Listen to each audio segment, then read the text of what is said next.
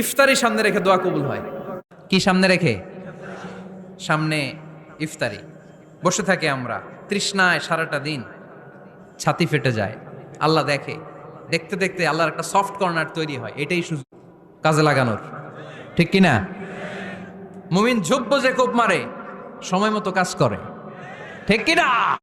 আল্লাহ তখন ফেরেশতাদেরকে জিজ্ঞেস করে, এই ঘটনা কি? খায় না যে? খায় না কেন? আল্লাহ রোজা রাখছে।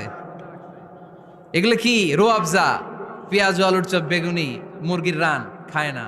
খায় না কেন? ওরা যে ক্ষুধার্ত, আল্লাহ আপনার ভয়ে। তাই কি চায়? আল্লাহ আপনার কাছে ক্ষমা চায়। ক্ষমা চায়, আল্লাহ রহমতের দরিয়ায় জোশ খেলে যায়। আল্লাহ তখন বলে, আমারে দেখছে নাকি ওরা? ফেরেশতারা বলে, না দেখে নাই। আমার জান্নাত জাহান্নাম দেখেছে? না দেখে নাই।